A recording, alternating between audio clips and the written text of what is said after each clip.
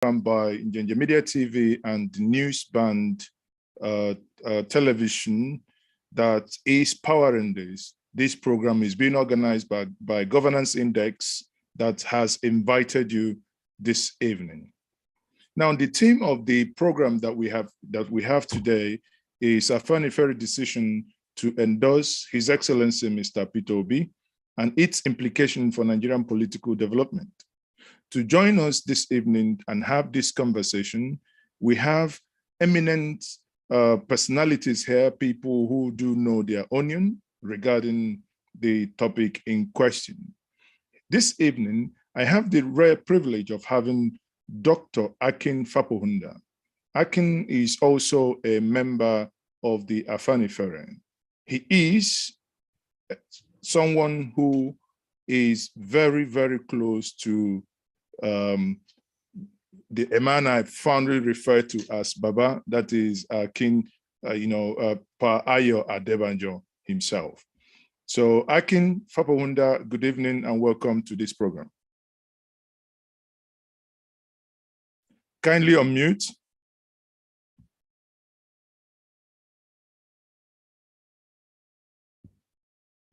Okay, okay. Kindly unmute, yes, go ahead. Okay, yes. Good evening to everybody on the platform. I bring you greetings from Afenifere. Thank you very much for joining us. Now, the next person that I have here is our dear brother from the Middle Belt, Mr. Mark Jacobs. Mark Jacobs is someone who has been within the governance space, a former member of the National House of Assembly. Mark Jacob, are you there, please? Because, I mean, obviously he was here with us before driving. I do not know if he's still in the room. Basically, can we please confirm other moderators? Can we confirm if Mark Jacob is here? Now, if, okay, I think, is Ebuka ready? Yes. Okay. Ebuka, I will then hand over to you because I can see that you are now back in the studio. But before I do, I will quickly ask our guest here.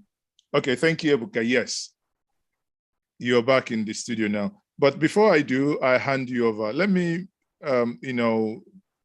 say to our good brother, who is also a member of the Afenifere, that is Dr. Akin Fapohunda. Akin, you were present when Baba read that press statement 2 days ago. Obviously, there has been some backlash from certain quarters from the great Yoruba nation, and there has been some reactions.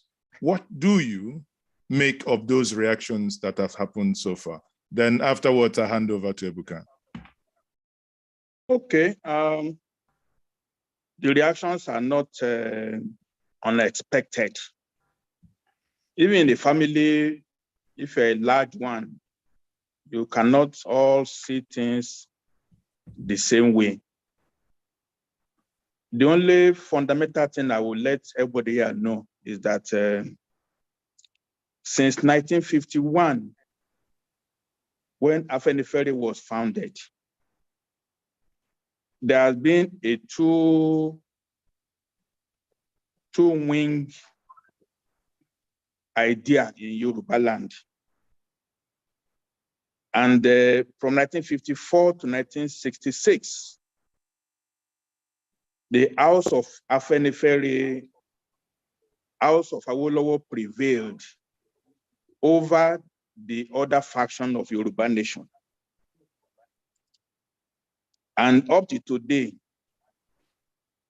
the 1954-1966 tendency in Yoruba land has prevailed against the other faction because it was based on principle.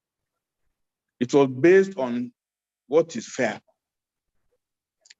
It's also based on deciding based on our own mind. In this instance too, We have two tendencies in Yoruba land. No problem. Time will bear us out. Time will decide who is right. But one thing I believe is that anything based on sound logical principles is a timeless doctrine that will outlive all of us. So never mind that there was some, there will always be. Even now, look, let us not worry about the reaction in the Yoruba land. The reaction will be from our brethren, from the Fulanis in the north. Historically, nobody wants the Igbos to see eye to eye with the Yorubas and vice versa. It's been the norm in the Nigerian Federation. So when you see the topmost echelon of Yoruba society deciding pointedly, based on rational arguments, to say we are supporting our so-called enemy, you can't expect that to just pass without a whimper. So as we go on in this talk today, I will elaborate. But I want to assure everybody that if we didn't expect any violent reaction, it means we don't know Nigeria at all. Thank you very much.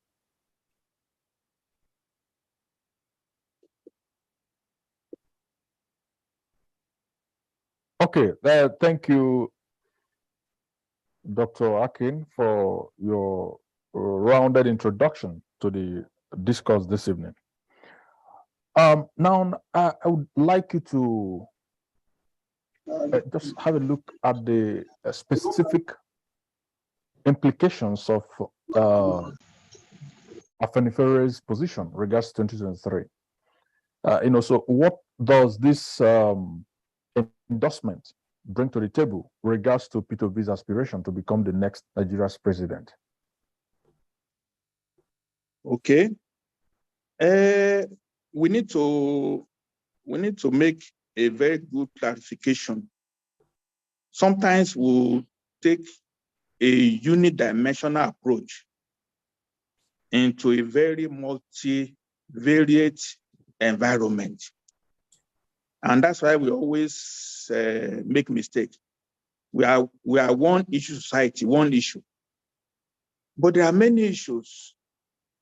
And if any of us who read algebra, you have to have so many variables. You have to integrate before you can get an holistic outcome. The Afenifere body decided on this principle far back as January 2022. There was no Peter Obi then at all. It was during the meeting of the Southern and Middle Belt Leadership Forum that comprised Ohaneze, comprised Pandef from the South, comprised Afenifere, and then the Middle Belt Forum. It was there and then that Afenifere said, all things considered, we are favoring the Igbo nation to produce the candidate. Whoever the Igbos want, even if it's a dog, is what we shall support. And we shall not support anybody from Yoruba land, whoever it was. That principle was already decided before. Obi was even in PDP at that time. He was not even in Labour. It's a fundamental principle, it's a fundamental decision to say, it's the turn of the Igbos. Even it's far before Tinubu said, "It's my turn." See, whatever you do that is right, it doesn't matter when you say it, right is still right. Right is still right. So it just happened now that Peter Obi seems to be the inheritor of the fundamental decision that was made, I would say, far back in November in Afenifere meeting. It was only in January that it was announced at the Southern Middle Belt Leadership Forum. So it happens to be that Obi is a very good candidate. So if he succeeds, it's a plus that we didn't bring we want the first 11 from every ethnic nationality. We don't want third 11. We don't want 20th 11 of any football team. We want the best of every nationality to come forward so that we can really aspire based on competence, based on ability. Don't use federal character to bring the most useless person, a drunkard, to say federal character. The right federal character is to bring out your very best. And if you price federal character that way, we will not be where we are now, certainly. It has no room for nepotism. It has no room for my brother or my sister. Put the best forward. So we are quite lucky that Peter Obi appears to be. So it's good enough. Peter Obi is good. All right. Let us just look at the next, question that I have here, in terms of the endorsement. So you did mention that Peter Obi, after all, has some quality, has something to offer as far as debate on Nigeria's development and political leadership is concerned. All right. So, and you also mentioned something that is quite interesting. You said the group decided on this as far back as January 2022. So it's not as if the group, just saw Peter Obi and just decided to fly with what can be regarded as the trending political movement in Nigeria at the moment. All right. So, but now let us just look at it this way. Do you think this move by Afenifere will have any fundamental impact on Nigeria's divisive politics? Because we can reckon that Nigeria's politics has been quite a lot divisive, especially in terms of religious division and also ethnic division. So do you see this move by Afenifere having any significant impact on Nigeria's divisive politics? Oh, it's already have impact.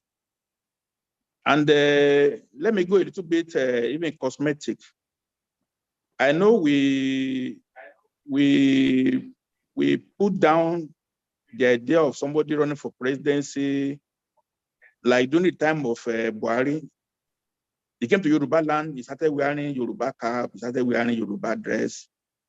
And then when he went to Igbo land, he wore Igbo cap. But the moment he won, then it just disappeared from it totally. But it's a delight to see Peter Obi so integrated with Yoruba. Even what he wore yesterday, you not know it's an Igbo man. He wore Danshiki Yoruba dress yesterday. I cannot see sign of pretense in his attire.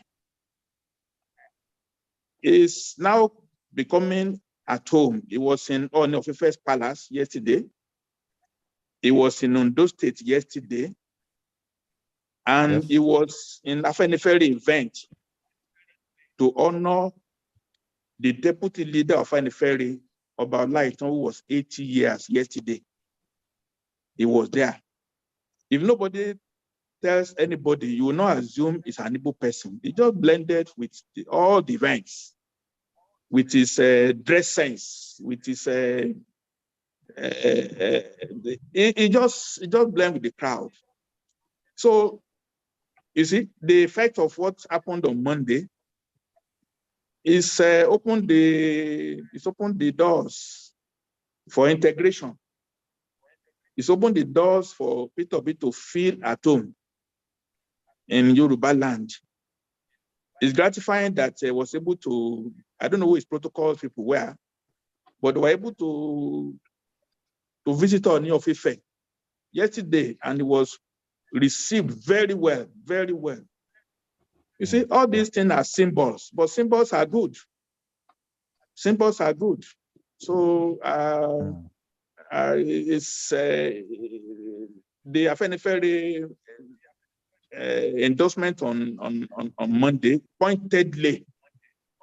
In fact, we wanted Papa Adebanjo to raise many issues in that press conference of Monday. In fact, I did a draft for him on other issues. But he said, look, this one overrides all other issues. For instance, we were to talk about the census plan for next year. There is going to be a national census in April 2023.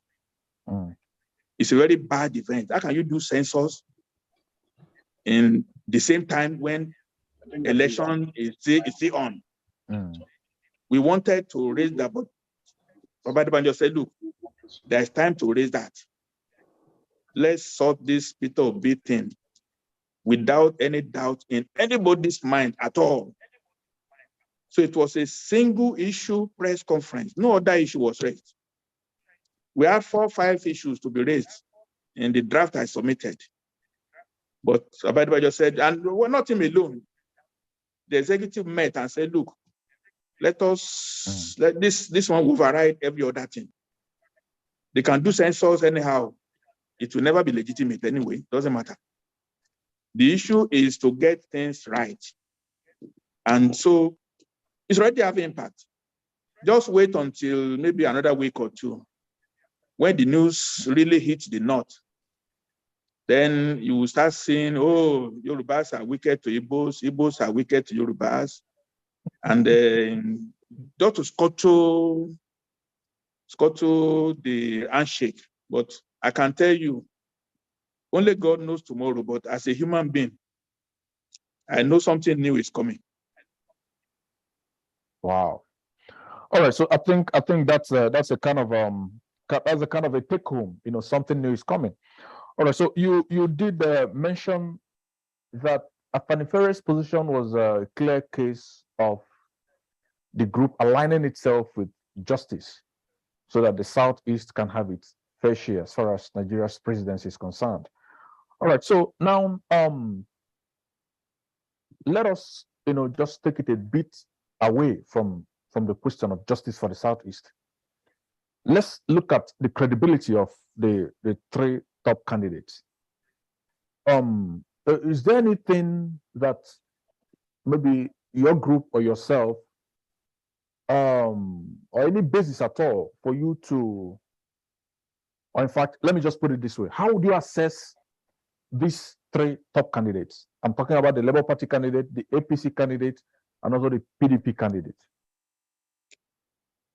Again, the decision at the Southern Middle Belt Leadership Forum meeting in January was to the effect that all candidates this time around must come from the South. It was written down, it was communicated to PDP and to all parties that every person running now should be from the South. 8 years of Northern rule should now be replaced by a Southern rule. At that time, Atiku was even in Dubai, not even in Nigeria. He was still hiding there. That knocks out Atiku automatically. Atiku is not in the reckoning at all, because it cannot be, no matter what, that a Fulani man will hand over baton to a Fulani person. It cannot be. If they try it, there will be no peace in Nigeria. There will be no peace. Every minute, every day, a northern candidate rules after May next year in Nigeria will be a day, will be a moment of upheaval. It cannot be. Thank you. So let me finish. So Atiku is disqualified. And Chief Adamajo mentioned it too in his speech. The article doesn't make sense. Now, as for Tinubu, we know he's had a long-standing ambition, but Yorubas have a sense of fairness. We cannot say because it's our own that we'll just say we'll support him. If he wins, it means he has support from wherever, but not from the mainstream Yoruba nation. I can assure you that. That leaves Peter Obi still. Thank you very much. So, Ebuka, before you continue, Mark Jacob, because obviously we have two guests for this. Mark Jacob is back, yes. So basically take those questions accordingly. Okay. All right. Okay. Mr. Mark, good to have you back. we were in the same situation before now. So, but I've arrived at my destination. So quickly, Mr. Mark,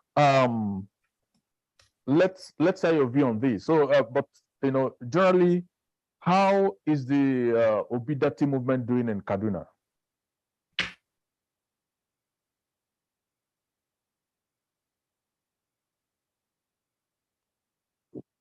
Are you there? Can you hear me now? Yes, we can hear you. Okay. I'm so sorry, my network has been terrible. But in summary, I'll tell you that I am more of the Middle Belt Forum, and I first of all want to adopt the submissions of the last speaker in total, that I am aware of the discussions and the arrangements long before the emergence of Peter Obi. I belong to the Middle Belt Forum, and we had that joint discussion with the Afenifere, Pandef, and Ohaneze, where the socio-cultural organizations agreed that in fairness and in the spirit of equity, the next president of Nigeria, irrespective of political parties, should emerge from the Southeast. And all these socio-cultural organizations endorse that agreement. So, just like he said, it had nothing to do with Obi as a person. And of course, he should be a beneficiary of that general endorsement, since all the groups agreed on that. So first of all, I want to agree with what he said as it being correct and appropriate. Now, I would like to say also that the movement is solid. The youths have embraced it. It is not the usual movement. I'm involved in the overall politics. I'm a member of the PDP at the national level. And I'm a member of NEC. And I can tell you for free that unless somebody wants to amuse himself or tell lies against himself, there's no doubt that the Peter Obi movement is on ground and cannot be ignored. That's the much I can say. However, we need, and that is probably where work needs to be done. Because in Nigeria's situation, Popularity does not give you victory at the polls. We have seen many popular candidates that have lost elections. We have seen very popular people in this country that appear to have the respect and following of the youths, of professional organizations, societies, and so on. Groups like Afenifere, groups like the Middle Way Forum, supporting such persons, but the persons never get to victory. And I'll say very freely that in 2019, these groups, including even the Northern Elders Forum, endorsed Atiku Abubakar, but he lost the election. So it is very instructive for all of us involved in whatever we are thinking of to take note of the fact that popularity or acceptability and endorsements do not necessarily translate to victory. And that is what needs to be worked on. If we want to actualize this dream, there must be things beyond the endorsement, beyond the marches, beyond the popularity stunts. We must move, and those who want victory must move beyond that. And that is where I think attention needs to be paid. I'm very happy that the 2023 elections are going to be very interesting. Nobody in this whole country can approach this election with the measure of arrogance we used to see in the past, where people come into the election with a sense of, I have already won, or I am the anointed one. Whoever is contesting this 23 election has serious work in his hands, and it is going to be very tough for anybody. That is the much I can say for now. All right, so that's a good start from you right there. So, but then before I go back to Dr. Akin, I would like you to you just mentioned something very critical in that the march, the 1 million, 2 million, 5 million march, or the social media boost, the preference which so many people have expressed. Even today, I read on Bloomberg that about 72% of people who have expressed their preferred choice of candidate for 2023 preferred P2B over, that's the candidate of Labour Party, over the two the candidates of the APC and the PDP. Yes. So, but for you right now, what are the things you think that are needed beyond what the movement for P2B or for Labour Party is already bringing to the table? What do you think are those things that are lacking? What do you think the supporters of Labour Party should do? What do you think people who prefer P2B should do?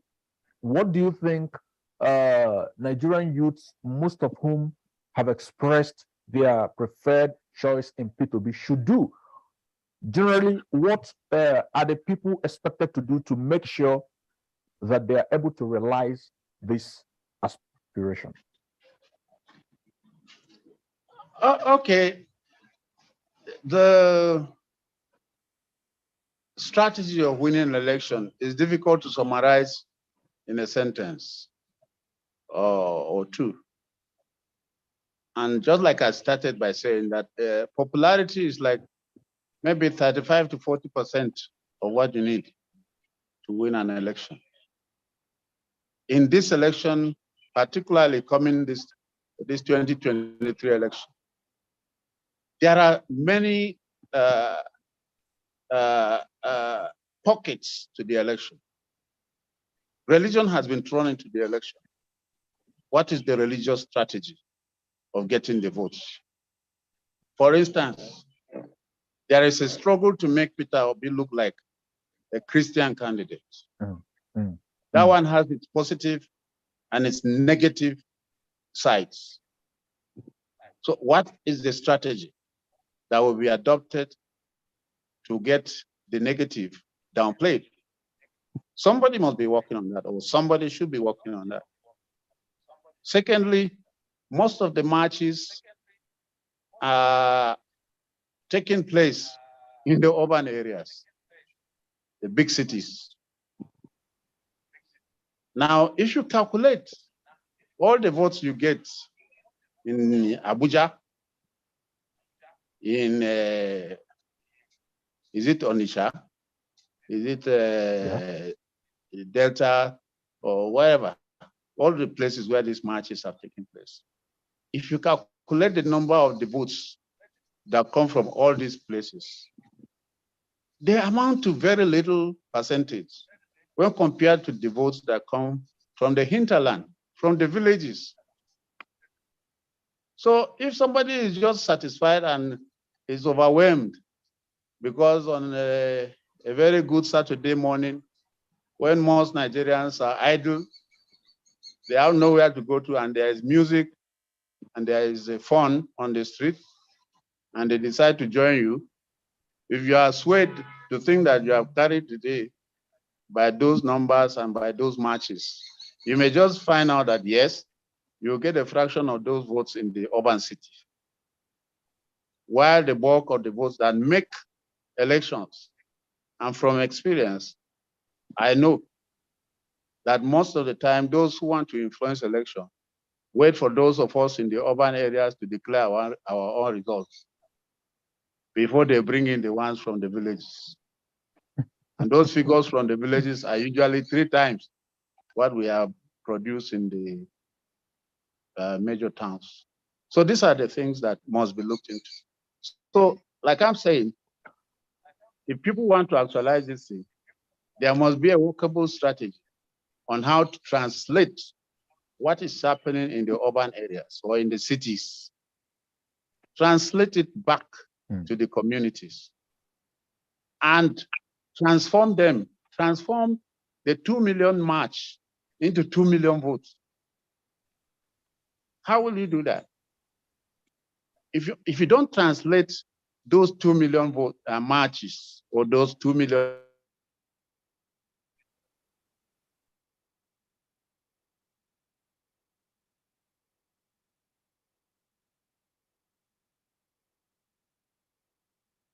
All right, I think those are the things that need to be looked into. Okay, he's back. Yeah, sorry, there was a call. So those are the things that we need to look into and consider. I'm giving you very professional advice, free of charge. They're supposed to pay me for this as a consultant. All right, thank you so much for the free consultation services that you just given us. So, but before we get back to Dr. Akin, I would like you to answer this final question for this session. I mean, you just said there are more people in the hinterlands or villages than in the cities. So, but is that the truth? For instance, are there more people maybe in maybe a village in a place like maybe Anambra than there are people in maybe Onitsha? Because let me use a practical example. In Anambra State, we have the bulk of votes in Anambra State is in the urban areas. Like we have Obaru. In Obaru, we have quite a number of registered voters. Then Obosi is just one ward with thousands, over 100,000 registered voters in Anambra State, and that's an urban area. And also, when you go to Nnewi has over 100,000 registered voters. And so, but if we are looking at villages now, we could be looking at maybe places like Anyamelum, which is more or less a farm settlement. And so, in those places, we don't have the number of registered voters that we have in thousands in these urban areas. So, if we use this as a template, is it right for us to say that there are more people in villages than in cities? No, you see, I have the advantage of participating or conducting election in Ogbaru. So I know exactly what you are saying. But I can give you for free that if you stay in the city on election day, the people that come out to vote on election day in the city, in the heart of the city, and I'll give you an example of Abuja. If you are in Abuja on election day, you find polling units that have 17 people, even though there are 2,000 registered voters. The last local government election is a very clear example. Very few people within the municipality turned out to vote, even though they have a lot of registered voters. And then on election day, many people leave the city, travel to their villages to go and cast their vote. So it's a dicey situation. You find out that the figures we need, or the figures you need to win the election, they are on paper in the city, but they don't convert, or they don't translate to those votes that you need on election day. And God help you, if rain falls on election day, the big boys in Abuja will not come out. They will be watching Big Brother Nigeria or something like that. And some who are not interested will go to play football. So these are the things that affect elections in Nigeria. The apathy and then the I don't care attitude is there. So the figures on the voter register do not necessarily translate to votes. But if you go to the hinterland, to the villages, you discover, especially where there has been some level of mobilization and the presence of the political party that has structures in the villages continues to work on the psyche of the voter throughout the year.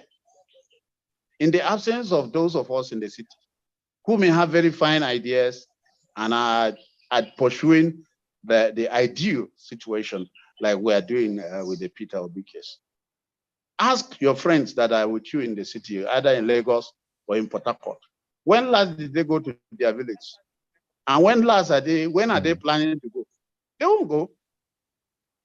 But if you check, you discover that the old political parties have offices in those villages. And throughout the year, they're engaging with the people that will vote on election day. While those of us who are supposed to be preaching this new message are comfortably watching our TV and using our air conditioner in the city, planning to go only for one yam festival or one burial or one something. Or we are planning maybe on the election day we go. And when you go, you'll find a brick wall against you because over the months, there has been somebody going into interface with these voters, reaching them in their farms, sitting with them at the beer parlor, drinking palm wine with them, attending funerals with them, attending their naming ceremonies, while we are here in the city, doing nothing but punching our androids. So those are the issues. These are practical matters that we must address. When we talk of structures, we must take these things serious if we want to upturn them. Because if you are not present with the people, it is difficult to just wake up tomorrow and walk into their environment and say, you have brought a message. Let them vote for so and so person instead of this and that. But they'll tell you, when we were sick, it was this man, the only man that has a motorcycle in this village. He's the one that came and took my daughter to the hospital. You were not there. And you have come just a few days to the election. And you want to change my opinion. So it will take more than us marching in the city. It will take us putting our feet on the ground, like the Americans will say, the soldiers will put their foot on the ground if they want victory. But we are trying to do it in our comfort. And we don't want to spend, all right. we don't want to feel the pain of winning or of getting victory getting victory is never cheap. But we don't want to pay the price, but we want the victory. And it's not going to work. Not going to work. All right. So thank you so very much for that honest opinion and analysis of the Nigerian situation. So let's get to Dr. Akin. Dr. Akin, are you there? Dr. Fapohunda. Dr. Fapohunda, sir. Even in Russia, they call my name properly in Russia. Dr. Fapohunda. Dr. Fapohunda.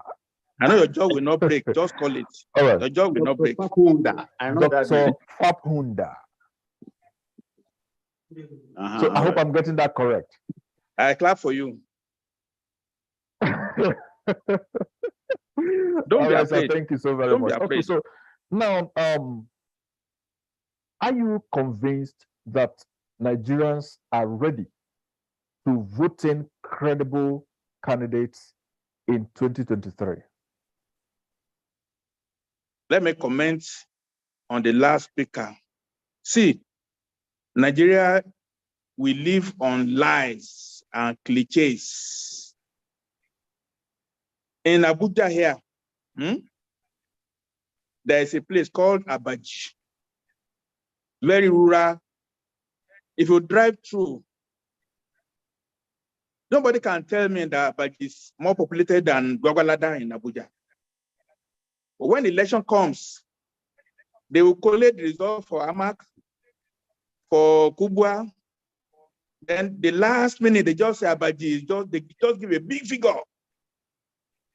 It's rigging, it's rigging. It's rigging to announce figure from the rural area. Let me give another instance.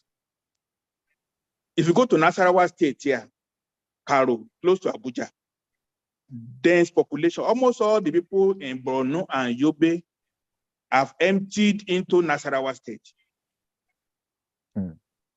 When election comes now, Borno will maintain the same 3 million votes. Yobe will maintain the same 2 million votes based on the census of MPC, which is fake. And they will still give Nasarawa 1 million. But you travel from here to Akwanga now in Abuja and see the people. We are all living lies. How can people be in the bush where there is nothing, and then you say there are 10 million there, and you are in the city where at least you see markets? How can you compare the market in Abaji with the one in Gwagwalada and say Abaji has more people in rural area? We're just living on lies. It's all lies. When we wake up, we'll know the truth. Now to your question. This is an interesting time. We are lucky this time around that we have 5 months to election. In the past, it would be just 1 month to the time. Rush, rush, rush, rush, rush, rush. We have time now for suffering to percolate into our DNA. There is time now for suffering, for us to feel it. Yesterday, CBN increased interest rate. To borrow money now at 26%, it becomes 30% now. You have to pay more your loan. All prices will go up. Dollar is now 7.25. Pounds, maybe 8.30, 8.40. Let all these ones sink in. November, December, January, February. If our suffering is not enough, okay. It's okay. I have no problem at all. Wow. If you look through all the suffering of inflation, and then people still say, "Oh, let's have article who is sharing money, big money. People share money during the primaries. If people say this is what they want, me, I will just stay in my house. I might even just leave Nigeria to go and rest overseas. I won't pity Nigerians again, totally. But I'm happy that the next 5 months, the damage done to our psyche, to our being, will really aggregate. I believe some people they will almost faint when they are going to cast their ballot in that February.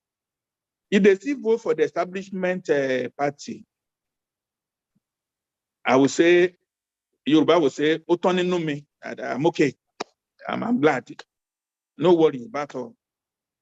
If the poor cannot feel, if they don't know, if they cannot see, if they cannot hear, then let them go ahead. If they want 5,000, they want 10 naira to vote. Believe me, from February next year, if the election goes in the wrong way, in my own conviction, I will not pity anybody again. But there's enough time now for people to see that there has to be a course correction. There has to be a change to try something new. It may not be the best, but we have to try something new.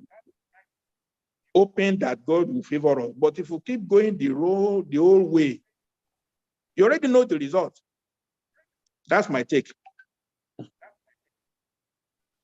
All right. So, Dr. Fapohunda, we do know that the critical mass are the ones that usually transform the society, as we are told, in theory. And so, but now when we look at the quest to transform Nigeria, it is akin to sort of saving Nigeria from Nigerians in a way, because why this is so is because democracy presupposes that the people take certain level of responsibility to be able to build the kind of system by electing the type of leaders that will actually go ahead to implement certain policies that enhances governance and, of course, creates structure for development. Now, how do we convince people? How do we get Nigerians, in your view, how do we get Nigerians to see these things that we're talking about? Because people cannot act above their level of knowledge and exposure. So how do we get Nigerians to be able to see beyond certain parochial interests or maybe personal narratives? So how do we get them to see these things? And very closely related to that is, how do we get this number of registered voters to translate to vote? How do we get people to vote? And also, how do we get them to vote right? When we consider the Osun situation where about 18 or 19,000 votes were invalidated, how do we get people to know how to vote right, and also to vote right, and also to vote so that their votes are not invalidated? 3 questions in one, please.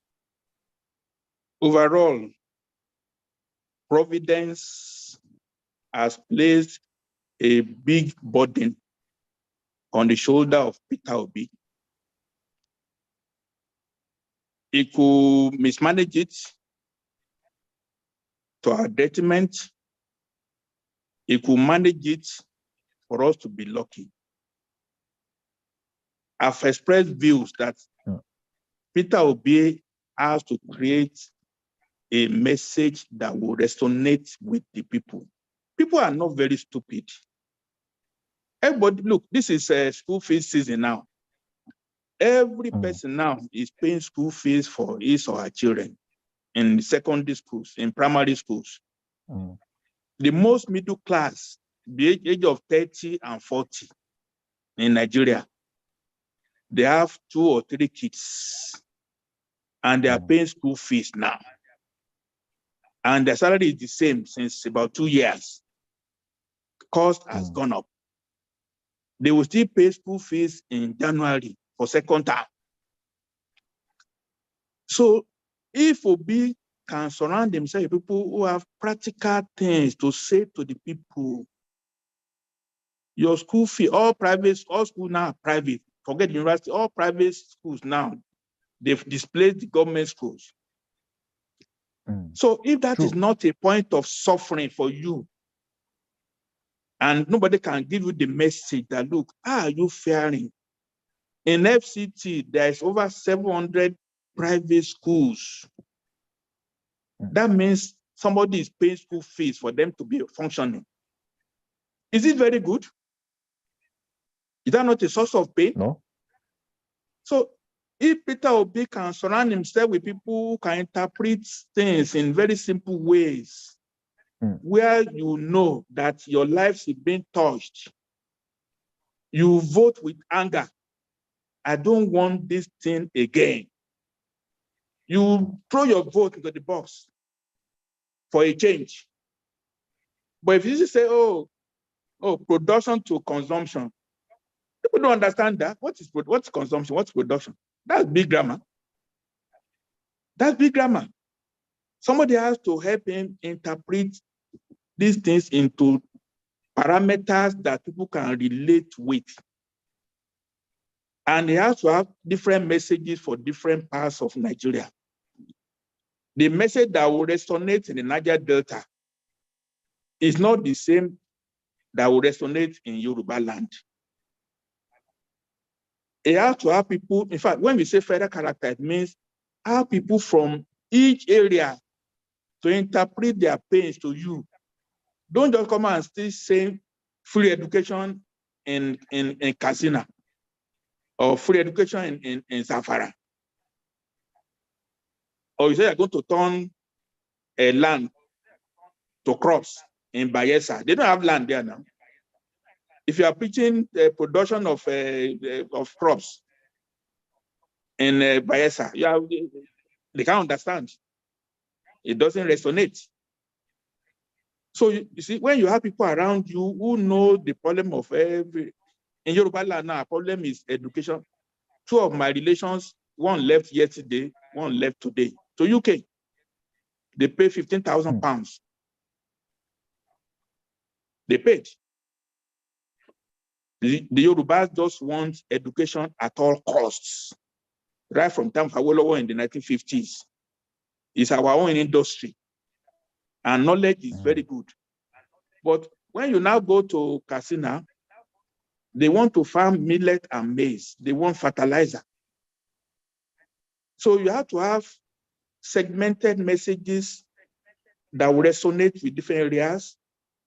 You must be problem solver to a community before people can say, I see myself in you and I see you in myself. But to just all rally and raise somebody's hand in the stadium, say, oh, be forever. Oh, be for year 2015. So then you are not sending a message. So Obi has 5 months to bring people that will translate the hardship that we are now into simple language that people can really relate with. He has to do that. He has to interpret. Restructuring doesn't mean, for that restructuring. We have to restructure our lives. To be practical, we have been living a very wasteful life in this country. So I wish, so if there's a good message, not just slogan, then people want goodness for themselves. They are not stupid. They may not be able to speak English. They might not be able to get why, but they know where the shoe is pinching. All of us sleep on the same bed. We know whether we can sleep without light. Mosquito is biting us. We know now. We know.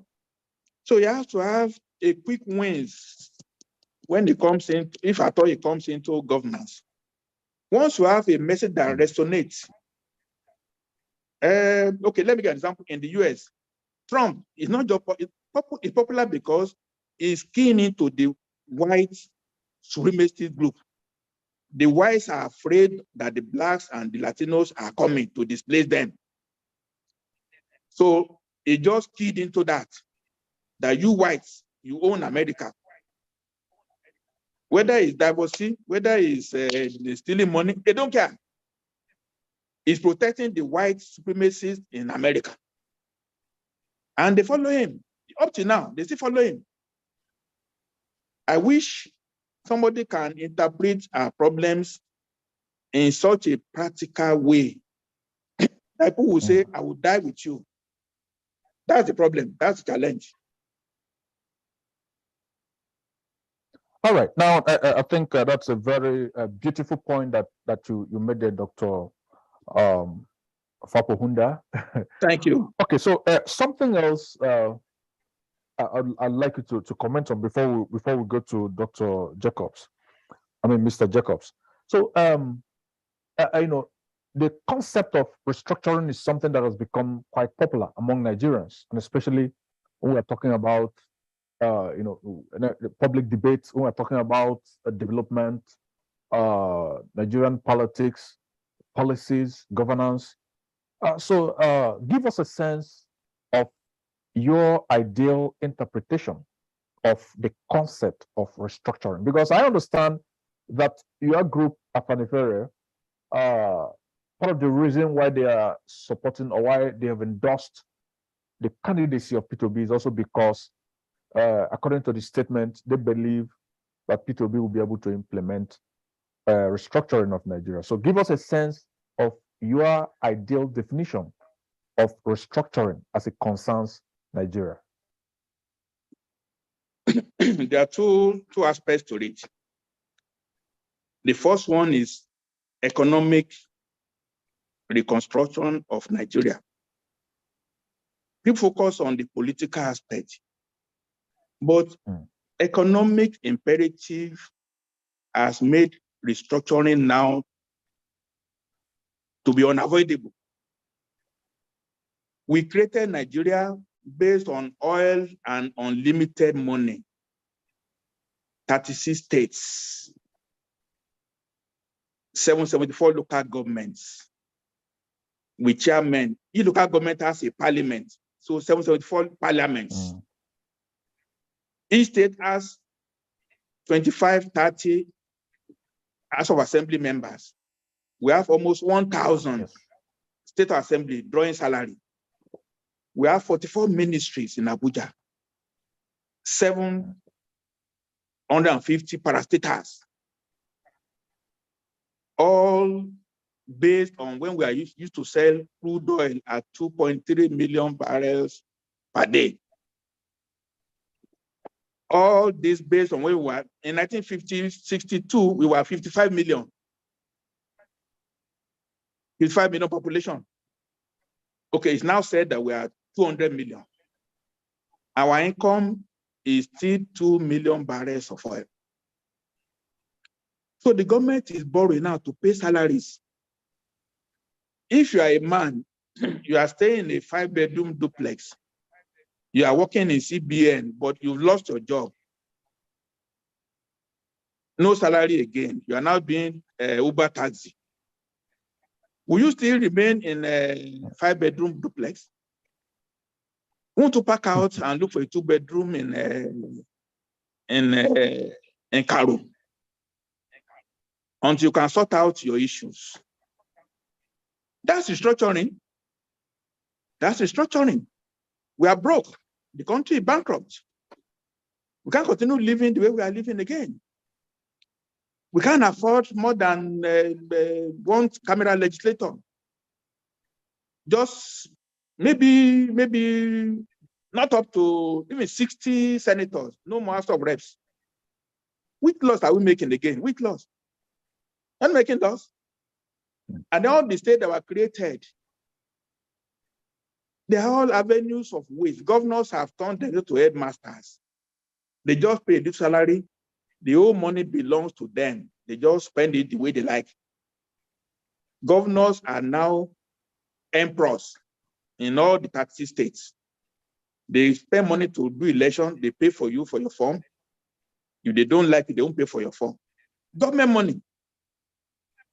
So economically, we have to restructure Nigeria to away from wastefulness, to live now like a human being. That's it. But the political aspect, look, Nigeria is not a nation. Nigeria is a country of many nations. And all of us, when you are within your community, there is organic relationship.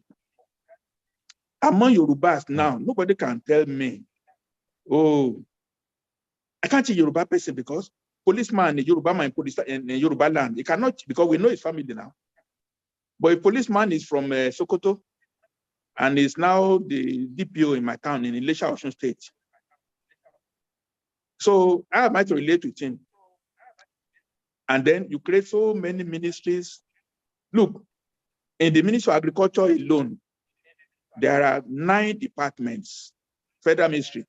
Each one has office in 36 states.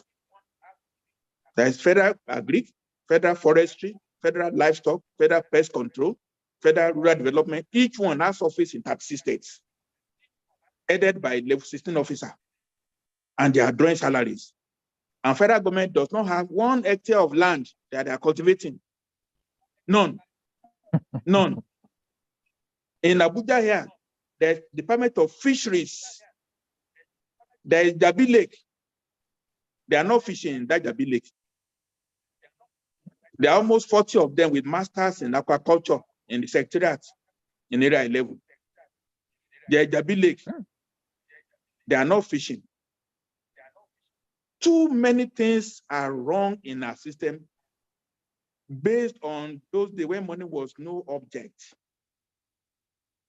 We are broke. In fact, I pity Peter Obi. I going to communicate. Whoever wins, let me not personalize it.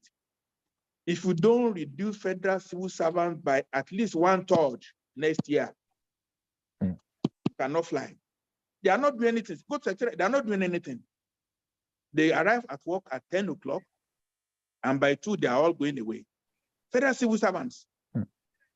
Only 3 people are working in Abuja: the PAMSEC, Director of Finance, Director of Procurement. Those are the only people who are working in any federal ministry. Procurement to produce tender documents, finance to write memos on it, PAMSEC to write memo for the minister and the executive council. All other civil servants are sidelined. Let me give one more point. Let me not talk too much. One more point. There's a software called IPPIS. It's a software that is used to pay all federal civil servants, whether you are in Kotekwene or you are in Ibadan. You are paid centrally. If you don't go to work for the last 3 months, nobody knows. You just keep getting alerts from Abuja. You don't getting alert. When I was in service, your local director can query you are absent and stop your salary. Now, everything is centralized. Every centralized. We can continue like that. Too many reasons for us to restructure Nigeria. Too many. The states have to be collapsed into regions. They will be able to go back to become provinces or districts so that we can save money. We don't have money again. Thank you. Wow, that was quite an expose. And this your last comment is extremely scandalous. Also, but thank you so very much for that contribution. So now let's get to Mr. Mark before we get back to you, Dr. Fapohunda. Also, Mr. Mark, are you there? Yeah, I'm here. All right. Okay. So now let me take you back on your contribution the last time. You did mention certain concerns about getting the numbers into actual votes. So now when we look at this, I've already mentioned before, we have 2 major problems. Number one, we have problem of apathy, and secondly, we have problem of voters not voting right. That is what leads to invalidation of votes.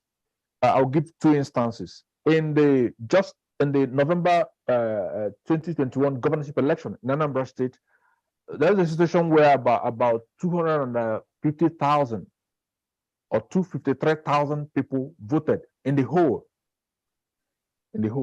Now, out of that number, we had over 8,000 invalid votes. That's one. Now, in Osun State, the governorship election in Osun State about just 2 months ago, we had a situation where about 19,000 approximate votes were invalidated by INEC. So we see we have two major issues. So one, the issue of participation, and two, the issue of voting wrongly.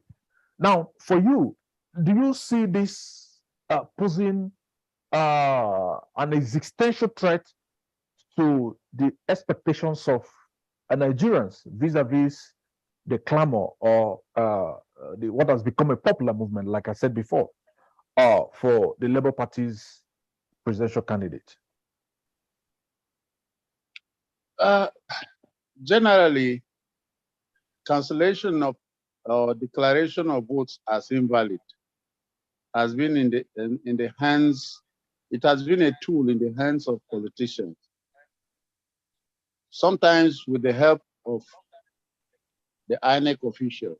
In fact, most of the time, with the help of INEC officials, to assist particular or preferred candidates.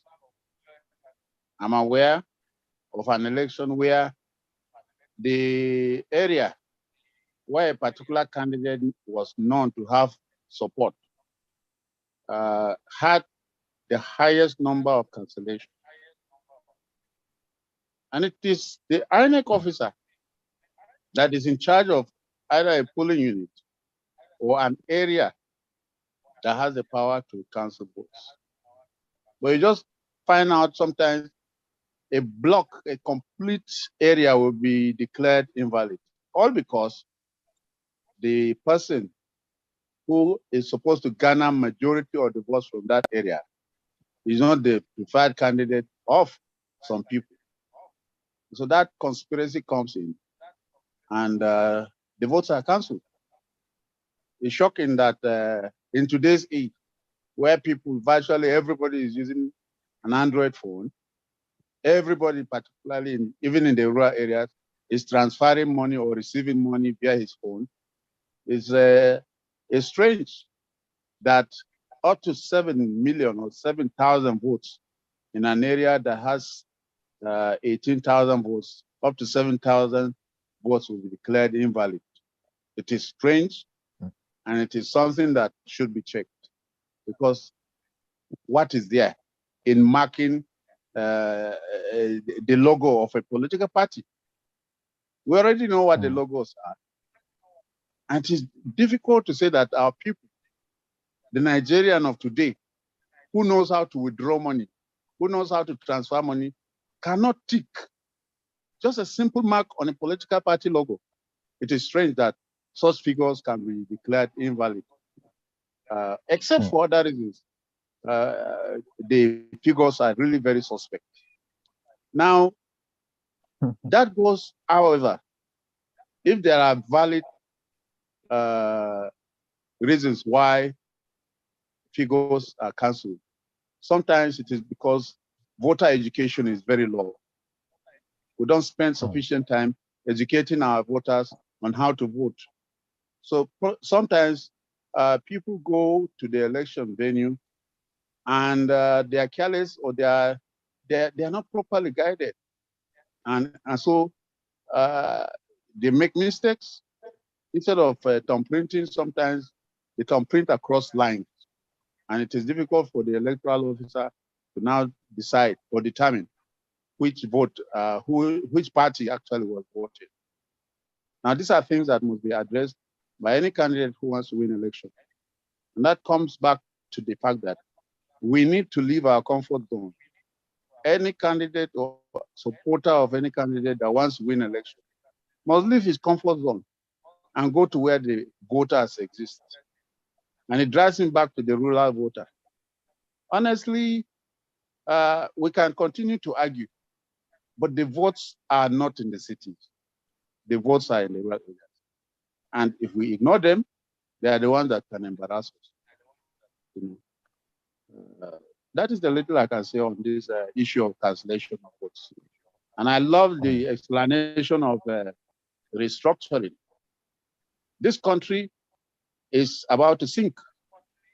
And it is largely because we have adopted a system that is not working, and we are not talking about it, and we are not ready to change it. I have asked several times, where is the provision in our constitution for the existence of the 6 geopolitical zones? There is no constitutional provision for it. But for only God knows where, since 1999, virtually everything has been discussed, every issue about governance, everything about even political posturing, sharing of political offices, even army or military postings, promotions in the civil service to PAMSEC level or to any directorship level, promotion to become Major General or Brigadier has been reduced to the issue of 6 geopolitical zones. Meanwhile, there is no constitutional provision for it. There is none. Yet we are following it, and people are dogmatic about it. For some of us, we don't have a bearing anywhere, because you come to where you have been lumped into, you are not recognized, you don't stand a chance. If you are given any appointment, the people or the people in charge or the owners of the region do not recognize you as somebody that ought to participate in the sharing of the largesse meant for that region. So these geopolitical zones are a fraud in themselves, but we are implementing them every day and everywhere. You go for interview today, despite your academic qualifications and or experience in the field, they will tell you, well, you are qualified, but there is somebody from your zone already. So we have killed merit on the platter of geopolitical positions. People are no longer qualified to do anything because of where they come from. And unless we restructure, these anomalies will continue. People were not, nobody conducted a referendum to determine where and who should be in North Central or Northeast. Somebody just sat down somewhere and did a calculation and launched people together. And we are working with it without discussion. And it is being enforced. Like I said, I know a military personnel that ought to have become a Major General, but there was no slot for him because there was already a Major General from his zone. So he cannot get the qualification, he has to retire. So these are things that ought to be addressed. And for me, as a middle belter, the most important thing lacking in today's Nigeria is discussion. We have refused to talk, to negotiate this country, to discuss whether we want to continue to exist the way we are, or we want amendments to the structure we are operating. We are compelled to just continue to live with the situation and the structure the way it is. Nobody wants to discuss it. And for me, supporting any candidate for 2023 or hereafter depends on whether that candidate is prepared to create a platform where we will negotiate our existence as a nation. Not the situation where you either leave it or you go. People agitate and complain about how they are being treated. They are now tagged as enemies of the state, all because they say, look, the way the country has treated us is not fair. And we are not even ready to sit down and discuss. How did we treat you unfairly? How did we do this? How did we offend you? People don't want that to be even discussed. But what we are saying, we are one and we are equal. I don't understand how that can continue and how a nation can grow when we do not give chance for discussions.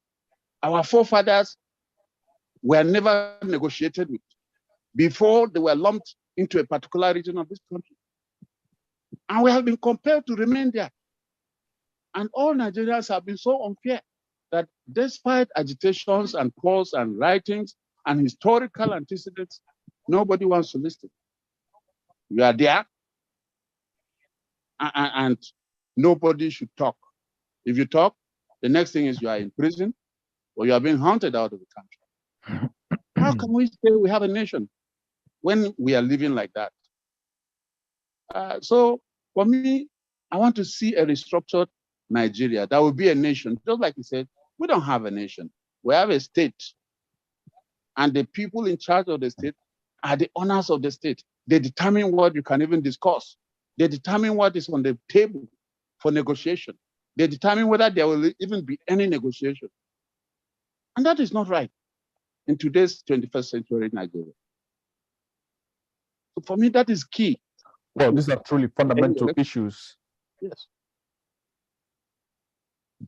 All right. So these are truly fundamental issues to the question of Nigeria's existence as a country, and of course as a sovereign state for that matter. All right. So before we go further into this, let me redirect you just a little bit, Mr. Jacobs. You did say that the number of invalid votes shown out by INEC is a suspect, and also, but I'd like us to to have a little mental rehearsal of the process.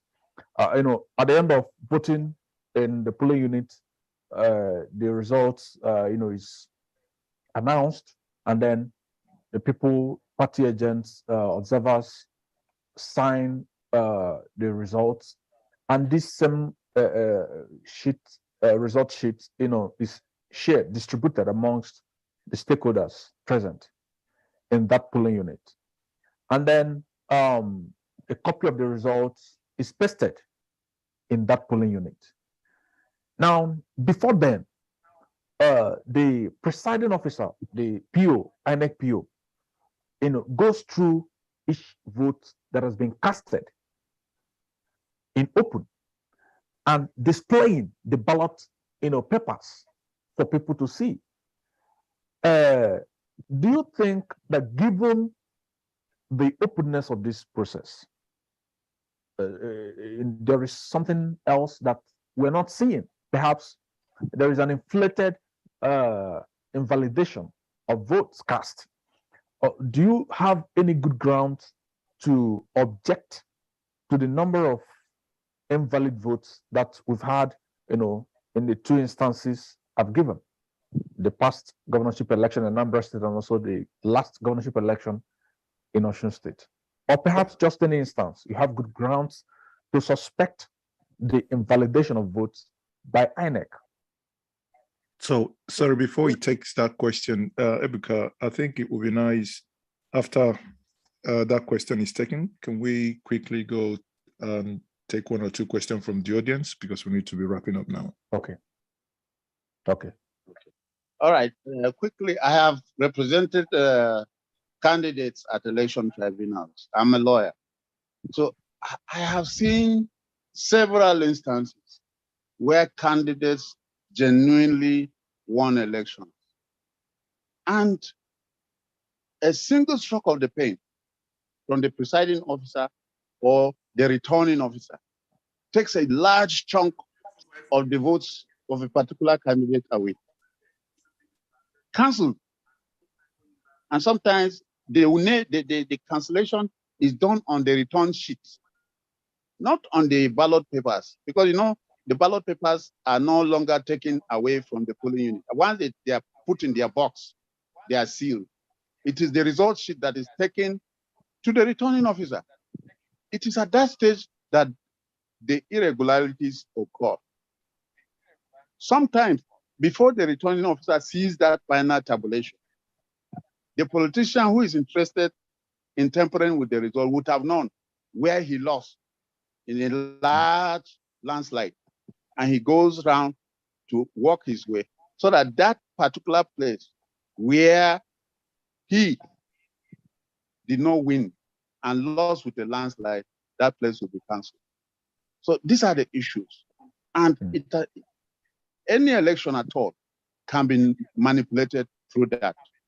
And we need to guide against that if we want to win election. The returning officers, the presiding officers, thank you so very much. are our challenge. Okay, thank you so very much, Mr. Mark Jacobs. Dr. Fapohunda, before we get back to you, would like to take questions from the audience.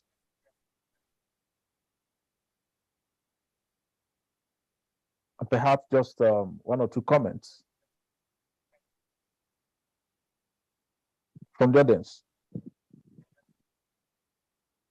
Yes, hello. Yes, Rampam. Yes, hello. Yes. Good evening. I am so educated by the contributions of our panels this evening, and I'm tempted to throw this one in because it has been bothering me. I am a middle belter. My name is Rampam Jr. from Plateau State. A few months ago, as a spokesperson of the Southern and Middle Belt Alliance, we made a cry to the government that 102 communities within Plateau State have been overtaken by suspected Fulani militia. As I speak, no effort has been done to resettle back the original owners in those communities, 102. Statistics were published, numbers of persons killed, and the very areas mentioned. My question, however, is this: is it proper for INEC to conduct elections in those very areas that the indigenous persons or people living there have been displaced and no longer reside there? Thank you very much. Okay, so do you have are you directing this question to a specific guest? Okay, I think Mike Jacobs with a legal background may give us more insight in that, but I'm sure the elder statesmen from Afenifere may want to also chip in if there's a word of advice. Since Mark is from the Middle Belt, maybe he'll start the conversation. Thank you. Okay, thank you very much.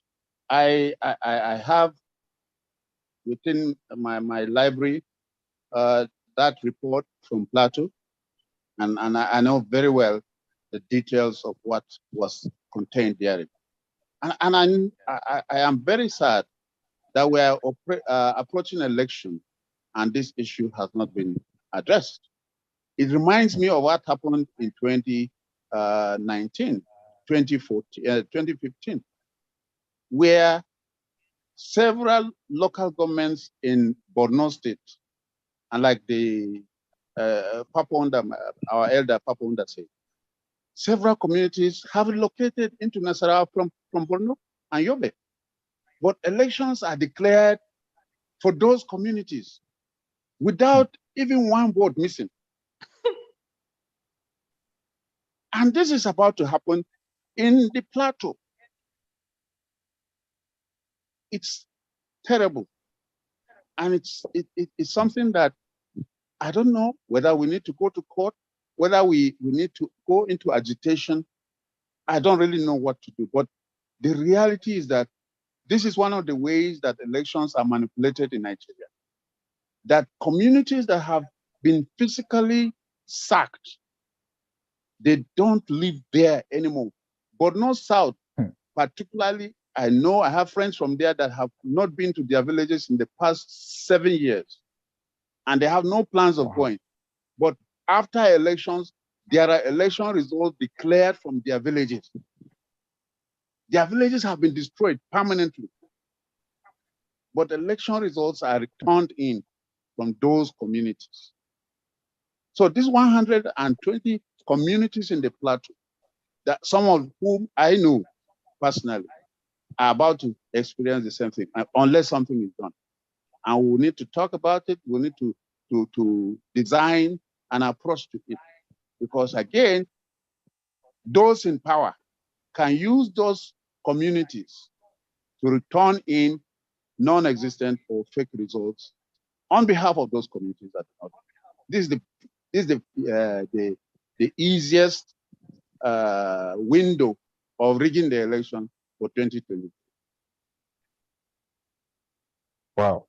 All right, so let's hear from Dr. Fapohunda. Yes. The bottom line is that we're in an era of impunity. Nothing really can be done until we have a change of government, because look, in the last 2 years, is there any single kidnapper that have been executed and jailed? Is there any bandit that have been arrested and handcuffed and tried? So we are in the process of impunity. And so sorry that communities are suffering pains of displacement and all that. The more reason why I said earlier on that when we are voting in February, you vote your pains, you vote your frustration. Nobody should sell you 5,000 when your kingmen have been dispossessed of their land. So there are many points of contact for you to be angry with the system, that you throw your vote to the ballot in the right place, not the wrong place though, until the new government comes in. And this is the challenge of, well, whether we like it or not, I support Peter Obi. First, even before Afenifere, I'm one of the strategists there, so I don't need to hide it. Of all the candidates, the best. So we have to now tell him. I've complained to my friend Njenje TV. I've not seen signs of movement to prepare blueprints on what will happen. If you win and you don't have the right answers, you'll be overwhelmed by the congratulation messages from all the head of state of the world. You have now Mercedes 500 SCL as official vehicle. When you enter the villa, the sleep is different. But if you prepare very well now, all these communities, we need to have a sense of community that have been displaced. We need to have it. We need to have many sensors, community by community, to show facts and figures, not just talking. Very, very important. So maybe I just intervene because I know we are rounding up now. We are no more time. The last speaker talked about what are we going to do? We are all marooned. Yet, who is the power that be? If in this forum now, we agree to launch a federalist movement, we shouldn't wait for Peter Obi or whoever wins alone. Supposing, look, in 1998, there was G18, there was G34. They formed a group, even to confront military regime, so bad that the body became PDP.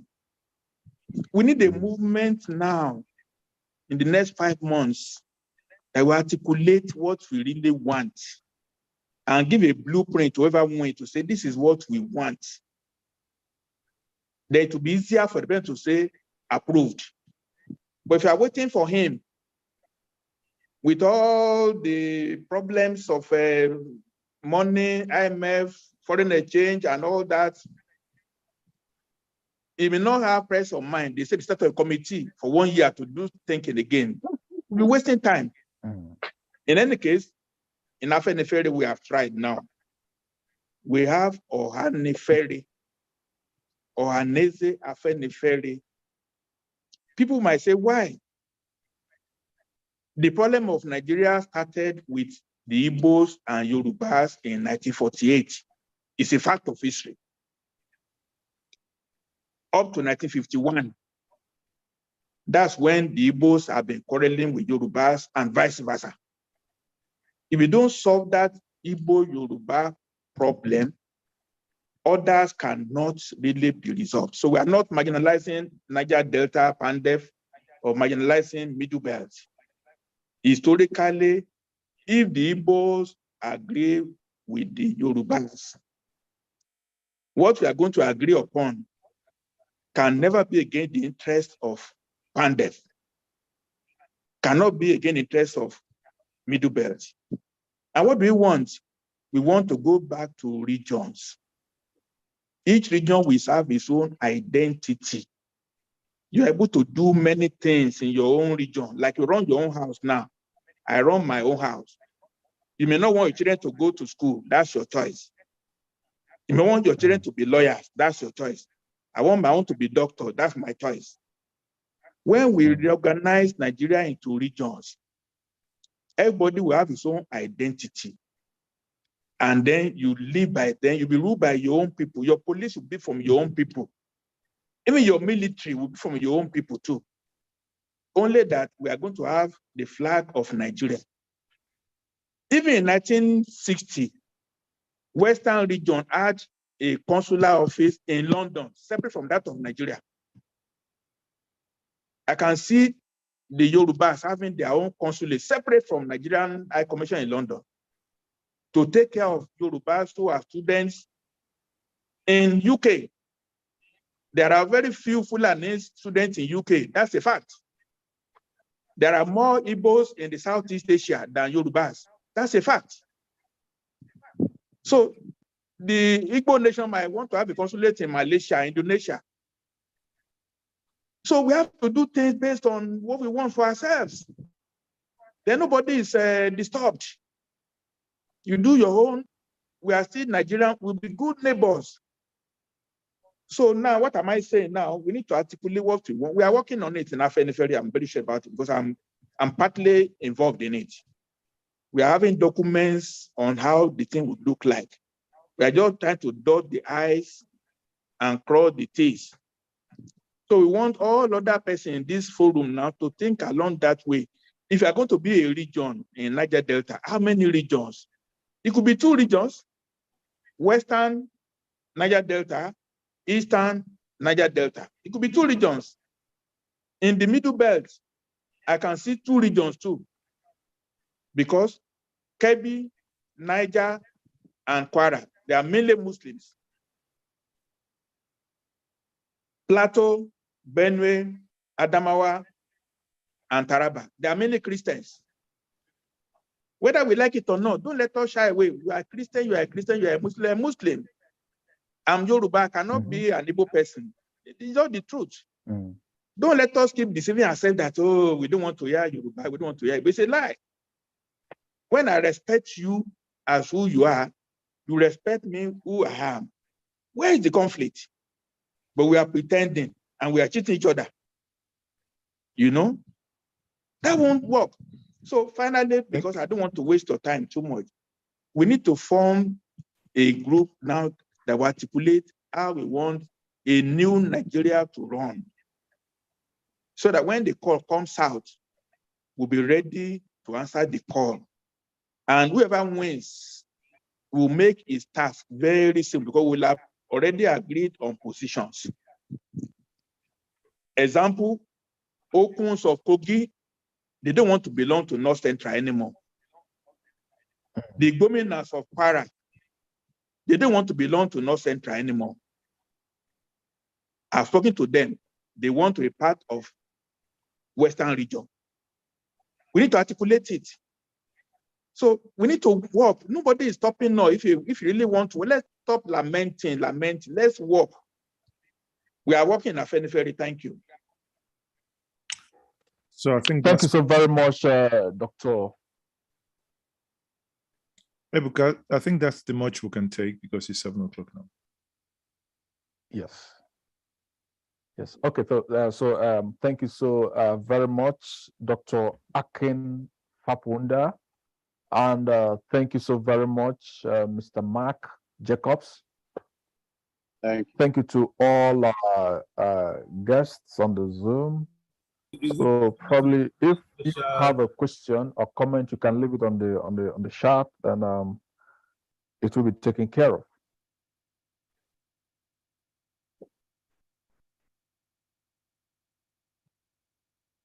So at this point, we are calling it a day. I think it's been quite a long one, quite extensive. Had a lot of new information, and of course a lot of things to think on and act. So, but essentially, I think at the end of the day, it is left for Nigerians to rescue Nigeria from imminent destruction. And this is what we have to do with the power of our suffrage. So this is one election that is a make or mark for Nigeria as far as what we can see for now is concerned.